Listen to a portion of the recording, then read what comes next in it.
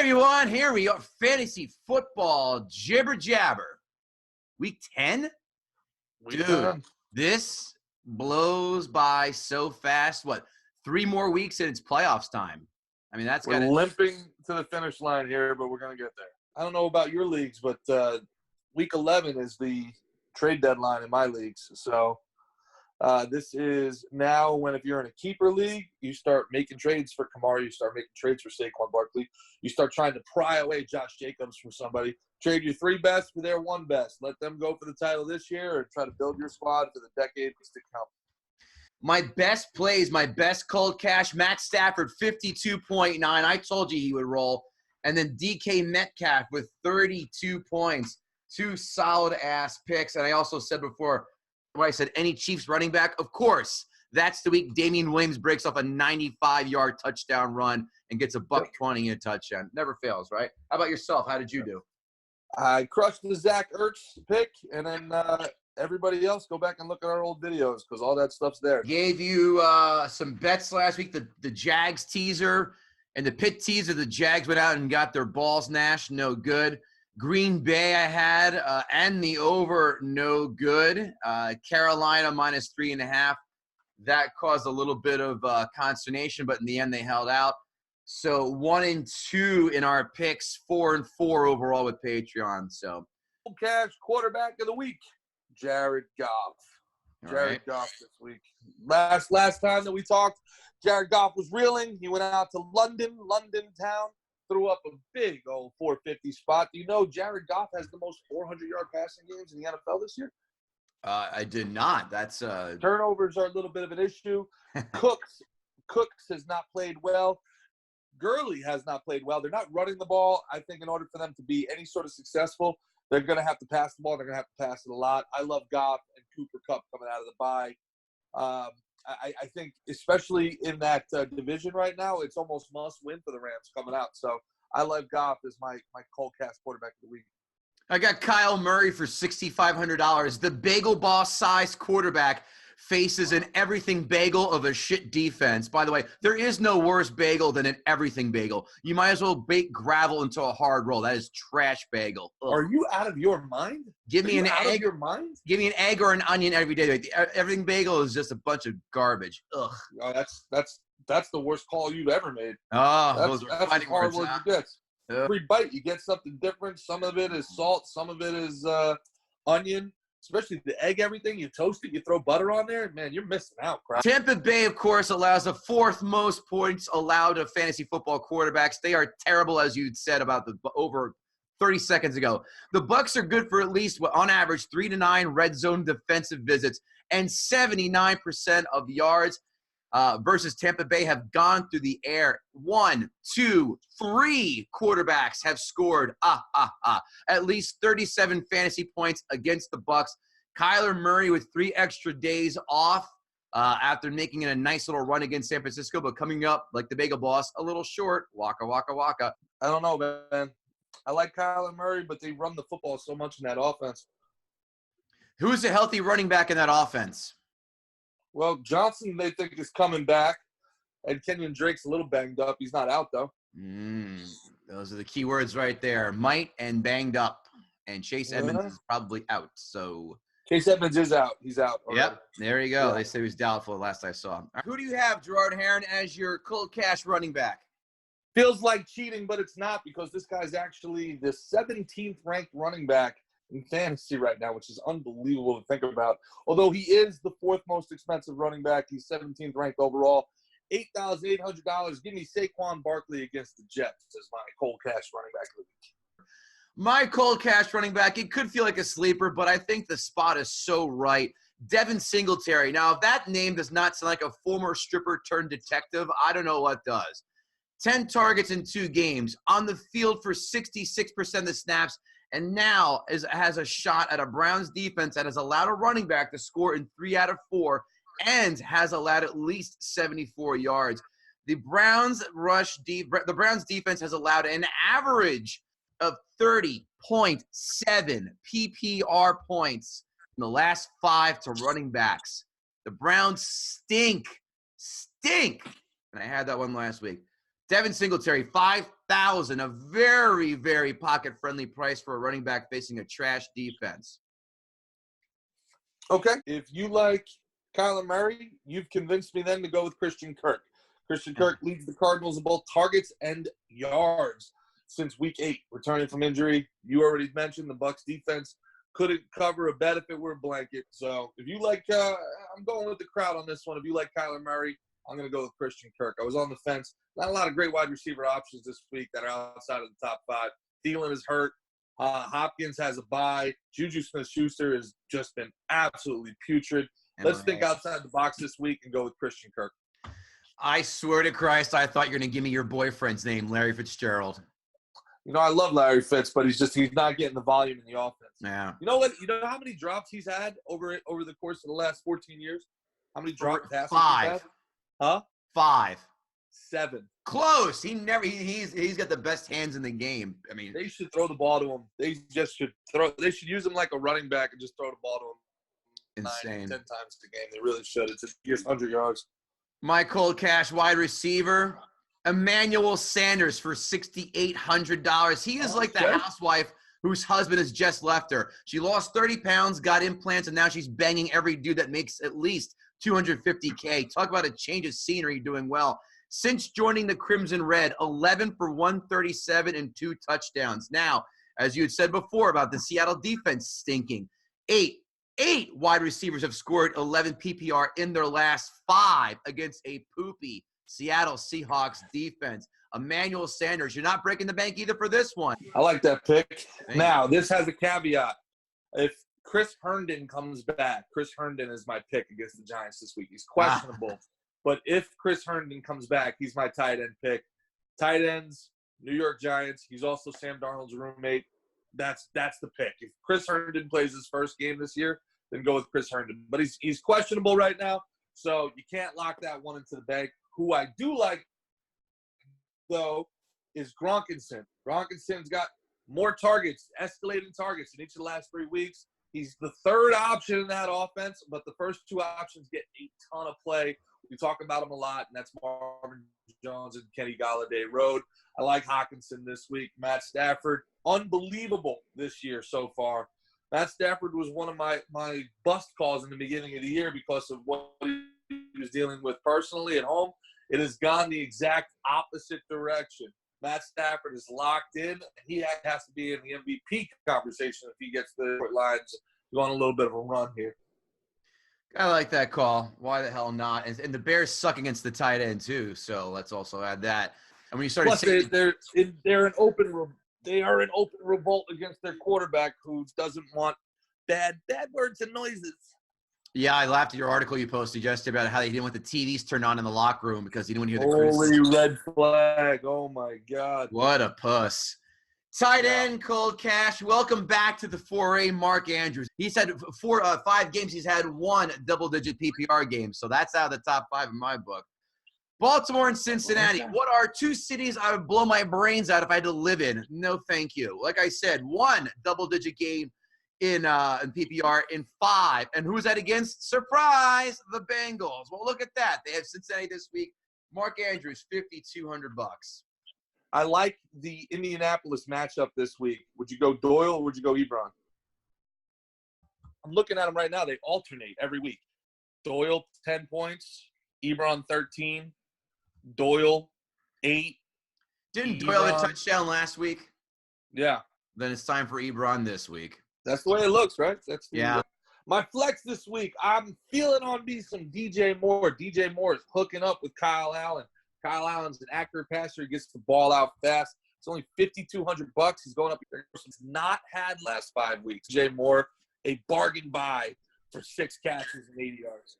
Flex spot, Ronald Jones, $4,300. Ronald Jones sounds like the whitest investment firm that would tell the real Ronald Jones to go to H&R Block instead because they're probably racist. Arizona defense gives up a 127 rushing yards per game average. And their last 7 games, 90 rushing yards with 5 touchdowns allowed. Ew. Ronald Jones now coming out of that quagmire known as the Tampa Bay backfield. And for only $4,300, why the hell not? Does Bruce Arians run the football enough to warrant that as a guarantee? He had 80 and a touchdown last week. I'm going to give that a crack. All right. Fair enough. Hot trash. My hot trash quarterback this week is none other than the man who's been feeling dangerous all year long. Baker Mayfield going up against a very, very, very tough Buffalo Bills D. Looks like we might have some weather in that game. He's got two diva wide receivers that are both putting in absolute dog efforts. So put some weather out there in a not nationally televised game in Buffalo. The interest level for these superstars is going to be way down. Big-time pass rush. Ed Oliver has been an absolute monster. Big-time secondary. Foyer, maybe the best safety in the NFL nobody's ever heard of. Baker Mayfield is seeing ghosts like Sammy Darnold. Stay away from Baker Mayfield this week. Kirk Cousins, yet again, $6,100. Everyone was on his dick for about a good month and a half. But guess what? Is he playing at 1 o'clock this week? He is not. Is he playing at home this week? He is not, which means you can fade him like a motherfucker. Cowboys have only allowed 2 quarterbacks to score 20 or more, and a banged-up Adam Thielen. I'd rather have Kirk Douglas than Kirk Cousins this week. No, thank you. Gross. All right, I'm going to even though I love this player, I'm going to fade him this week. Jalen Samuels. Looks like Connor might actually come back earlier than expected. And he gave up way too much market share to what was it, Edwards? Yeah, that I had Samuels in 2 leagues, and man, he only had 7 or 8 carries. He had a shitload of catches out of the backfield. 13. If you had him in PPR, you crushed. But yeah. I don't think you can't expect them to dump the ball off 15 times again. And he was out carried by his partner there. So. For me, Jalen Samuels is my trash this week. CBS says as of 21 hours ago, Connor unlikely to play Sunday, did not practice Thursday, and the tag of doubtful still stands. So my running back hot trash. I know it's not. I know I'm not. It sounds like I'm lazy. I'm not, because he burned me 2 weeks ago in London. I'm back on Joe Mixon hatred bandwagon. $4,700. Playing the Ravens again for the last time they played. 8 carries for 10 yards and 2 catches for 29. Do not get any kind of false confidence from that game 2 weeks ago, like I said, in London against the Rams. The Ravens have their number. And let's also throw the fact that we have a rookie quarterback starting for the Bengals. Did anyone talk about that yet? Nope. Do not trust Joe Mixon. Do not trust that offensive line, period. Stop. Yep. Exclamation point. Well, you're going to absolutely love my next pick then. My hot trash wide receiver of the week is A.J. Green. No problem. Let's go straight to his buddy Tyler Boyd. Tyler Boyd has been awful all year. Everybody loved Tyler Boyd coming in this year because he put up some big numbers and he had some high-volume games last year. No bueno, baby. If you looked at the trends last year, Tyler Boyd, when he was playing with A.J. Green, was an elite wide receiver because A.J. Green was taking double teams. Tyler Boyd, when A.J. Green was not on the field, was below average. He had the 25th lowest average yards per route in the NFL last year. So coming into this year, everybody was so high on Tyler Boyd. As soon as A.J. Green went down, he was trash. I'm thinking he's staying trash this week. Tyler Boyd. My hot trash wide receiver for $4,700 is Tyler Boyd. 3 catches for 10 yards last time. He also draws Marlon Humphrey in coverage. And by the way, he's only had, 6 points or more in non-PPR, less than a handful of times. He is going to sit on my bench longer than Rudy Stein did in Bad News Bears. Nope. He's got to be getting close to a waiver wire, right? Yeah, I'm ready. I'm this close to cutting him. Believe that. So we agree completely on Tyler Boyd. Surprise. What do you have as tight end? My hot trash tight end of the week is Rhett Ellison. Rhett Ellison. If he's a fashionable pick. If Evan Ingram doesn't play, Rhett Ellison does not do the same routes that Evan Ingram does. He doesn't get any of the volume that Evan Ingram does. It's not a plug-and-play situation. Rhett Ellison is the poor man's Kyle Rudolph, and that, my friend, is a very, very poor man. Stay away from Rhett Ellison. Don't fall into the bye-week trap. Evan Ingram is officially out. As of 19 minutes ago, he's been ruled out. So there you go. Rhett Ellison's going to start. My hot trash tight end is the aforementioned Kyle Rudolph, $3,400. 1 game this year over 50 yards. 1 game with more than 3 catches, but 5 games where Kevin has hated him and looked insanely smart for doing so this year. Trash Kyle Rudolph. My trash flex spot is going to be A.J. Brown from the Titans. My computer is down in front of me, so I don't have statistics. But I did not like what I saw out of that Tennessee Titans offense last week. I think the bloom came off the road. Slowly but surely, the Kansas City Chiefs defense is getting a little more competent, and it looks like Mahomes is going to be back this week.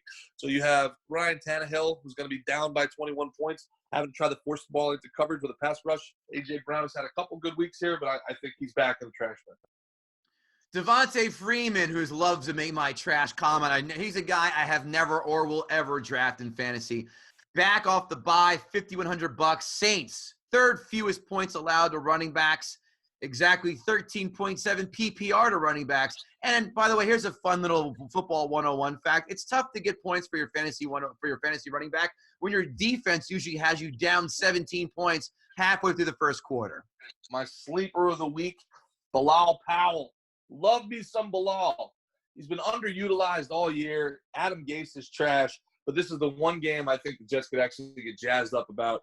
They're going to be in the game because Pat Shurmur doesn't know how to game plan at all. So he doesn't allow anybody to ever not be in the game. Bilal Powell is going to slip in to the Le'Veon Bell role. He's going to get high volume. And Bilal Powell is a sneaky good player against an awful Giants defense. Maybe the worst Giants defense I can ever remember in my entire life. I love Bilal Powell to get some big-time yardage this week. Darius Slayton, $4,200. Ingram out, Shepard out, 6 touchdowns in 2 games allowed by the Jets D to wide receivers. It's going to be Danny Dimes and Darius Slayton and, of course, Saquon Barkley, and that is it. Darius Slayton, a measly $4,200. Take that same logic and apply it to Golden Tate, who's my Okay. sleeper number 2. Golden Tate is my sleeper number 2. Tremaine Johnson is absolutely stealing money from the New York Jets. He is shutting – absolute shutdown season. I don't like Slayton so much because he's an over-the-top threat, and the 2 best players on the Jets defense play the deep secondary, and that's Jamal Adams and Marcus May. I like Golden Tate to have a big game, especially for PPR. I think he's going to have 10-plus receptions. That's a good call. That's a very interesting call. I like Slayton because he does get deep. When you said that the coverage can be tighter on them. He torched Detroit with 2 deep balls. Maybe he sneaks one in there, but I like the hand. I like Slayton. Slayton. My only thing is the Jets defense is built from the back forward. Yeah, I agree. I completely agree. Sleeper number 2, I don't think this is cheating because he's so hit or miss. Aaron Jones, $7,400. Who is worse at rush defense than the Panthers' run defense? 25 fantasy points allowed on average by the Panthers' run D, and he was muted last week against the Chargers. Aaron Jones, I think, comes back and just runs right through that the teeth of that defense and just takes a big steaming dump on him in Lambeau Field. Aaron Jones, $7,400. Damian Williams. Damian Williams, I'm back on the bandwagon. They're using LaShawn McCoy like a battering ram. He's going up against a very tough front 7 in Tennessee. I think they're going to use Damian Williams like they've been using him, pitches outside the pocket. They're going to use him for screens. Mahomes is back. You got Mahomes back. You got Tyreek Hill running downfield. I think that's going to open up a lot of room out in the flat. Damian Williams makes one-man miss and takes it to the house. I'm all in on Damian Williams this week. He's been so bad all year. He has 1 game with 1 huge carry, and everyone's on his fucking dick again. He hasn't though. Look at him. He hasn't been though. I mean, the problem with him is he is 100% touchdown oriented. He's not getting volume. You're not going to grind out 15 carries, but the guy rips off chunk plays, man. Here are Damian Williams' points breaks down. You ready? Week 1, 15.5. Week 2, 7.1. 3 and 4 did not play. Week 5, 5.3. Week 6, 8.5. Week 7, 1.7. Week 8, 9. Week 9, 27.8.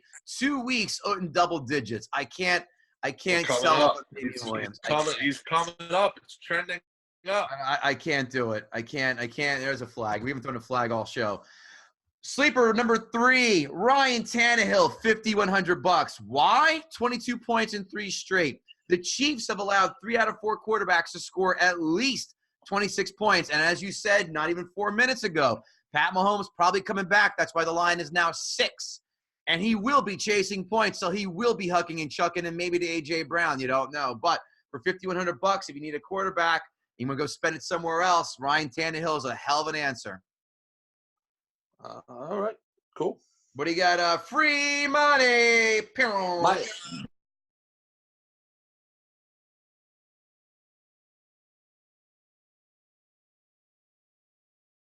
The Black Betty girls are on fire and going for our 6th straight winning pick. This week, take the Giants minus 2.5 over the Jets. Both teams are a complete mess, but the Giants should be able to handle the Jets, who seemingly hit rock bottom last week. And now, Bell just had an MRI and may be limited this week. Take the Giants, lay the points, and keep the Betty's train chugging. Lions. I'm taking the Lions plus the 2 points. All right, 2.5 you're getting. I think the Lions are gonna win outright, Frank. Well, nothing like taking something and making it even safer, and that's where teaser number 1 comes into effect. And I have the Detroit Lions up to 8.5, and the second half of that teaser, I've taken the Bills to up to +9. Bills are 4-0 as a dog, by the way. Browns 2-9 against the spread at home as a favorite, and more importantly, 1-13 at home against teams with winning records against the spread. Lions You on think the the road. Bills are gonna win by 2 scores? You think? No, I'm getting 9. Oh, the Bills are getting that. Well, yeah, so the Bills are getting 3. I'm teasing it to +9. And then I'm teasing the Lions. Whoa. Wait. The Cleveland Browns are laying 3. Yep. What? Yep. How? Yep. Oh, that's hilarious. That's no Why way. do you think I'm pouncing on this one? The 2-7 Cleveland Browns are laying 3 against the 7-2 or 6-3 Buffalo Bills. That's exactly what I just said. Well, jump on, my friend. Lions are 5-2 against the spread on their last 7 on the road. Bears of late 1-4 against the spread. I'm getting 2 teams who, like you just said, I think can win outright, and I'm giving myself one hell of a cushion. Lions +8.5 and Bills +9. Teaser and bet number 1 for yours truly. Yeah, I like that. That's a very, very good bet right there. Thank you. Yeah, I'll be doing that exact one. I think I'd go Arizona, honestly. I think I'd tease Arizona down to 10.5. Yeah, no doubt about that. What's the second half of your teaser then? Let's take Tennessee down to 12. Yeah, so Tennessee +12. Yeah. And then Arizona getting 10.5. All right, I can. Yeah, absolutely. I don't see Mahomes. He's not 100%. We know that. Gimping around. It doesn't on matter. The road. The Titans run the football so much they're going to condense the game down. I think they're going to be able to run away. Yeah, I see that. I really could see that. In fact, I almost made Derrick Henry one of my picks for the. Almost. You know, I'll give you a fun stat about Derrick Henry. Derrick Henry has the highest first man miss rate in the entire NFL. Wow. He is harder to that means he is harder to tackle than anybody in the NFL. Now I got to look at something else because you've actually taken one of them. Are going to Tampa over 52. I think what I'm going to do now is I'm going to take that as a second teaser, take that down to 46. And then I'm going to take the Carolina Panthers up to +11 because I don't that run. They're going to first of all that game is going to be scoring, and the Green Bay run defense not good, and the run defense for the Panthers not good. Yeah. So Tampa Bay, they haven't scored less than 20 points since week 2. Arizona has scored 25 or more in 4 out of their last 5 games. Panthers over has hit in their last 4, and the Panthers over in their last 7 have hit 7 straight versus the Packers. By the way, the Packers are 1-5 on their last 6 before a bye. Fun fact. Give me Dallas -3 and the over. Whoa! So those are picks 2 and 3 there, huh? Yep. Not bad. The only problem is, can Kirk Cousins put up his share of points? The only thing that's Maybe. Yeah, I think Dallas is starting to hum a little bit. If Thielen wasn't injured, I'd feel a little more confident in Minnesota. But I think Dallas is 3 points better than Minnesota anyway, and I think that Dallas has the one defense in the NFC that's actually made to corral Dalvin Cook. So Dallas 3 and the over. That's my 2 on that. 2 and so 3. I like that. You know. Again, that's so funny. It's just 3. Kirk Cousins on a neutral field is a pick 'em against Dallas. No chance. Do not see that. I know they have a good defense. Like you said, Thielen banged up as well. Give me a break. The only thing is, can they stop Dalvin Cook? Can Dallas stop Dalvin Cook? Well, Van Der Esch was banged up last week, but they said he could have played against the Giants. They sat him to be ready. So you got Van Der Esch, Sean Lee, Jalen Smith, DeMarcus Lawrence. That defense is, if any defense in the NFC can stop Dalvin Cook, that's the one. Yeah, that's good.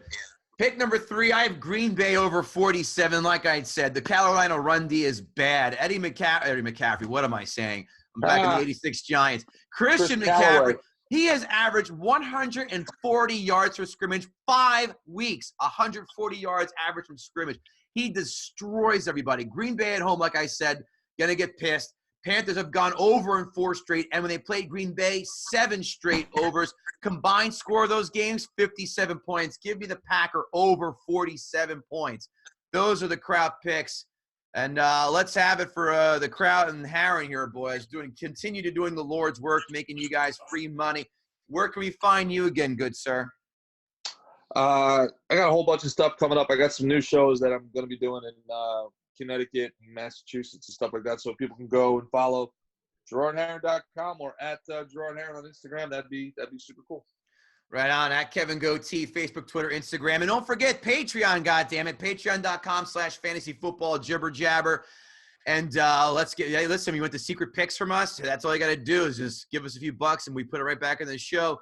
And don't forget, hey, Gutting the Sacred Cow, episode 5 will be up. And Chris DeBlasio comes in and talk about how overrated Scarface is. Does he make a dent in my thoughts on that? And then, of course, episode 6 is going to be Mike Carina talking about how Star Wars Episode 4 is not good. Let's take a guess and see how that went. But nonetheless, does he give an entertainment argument? Let's find out. Kevin Goatee, Gerard Harron, thanks again, boys and girls, for Week 10 of Fantasy Football Jibber Jabber. We love you. What's that? Brian De Palma actually says that he hates Scarface, so. Yeah. Brian De Palma gave you the best argument for that. Yeah, and Oliver Stone wrote that in a Coke Field Haze, which he said is the inspiration behind writing Scarface. My favorite argument I read on that was – Is that right? Yeah, 100%. Again, I do my 5 fun facts in that segment, but my favorite I do also user reviews, and one of them was, "Oh, good, the film that gave birth to 1,000 shitty rap artists." There you go. Perfect. That'll help you. That'll help your demographic. Well, listen, I just read the reviews that are put on Amazon, my friend. That's not my own review. Buddy, it's been a pleasure. I'll talk to you later. All right. Yeah. Later.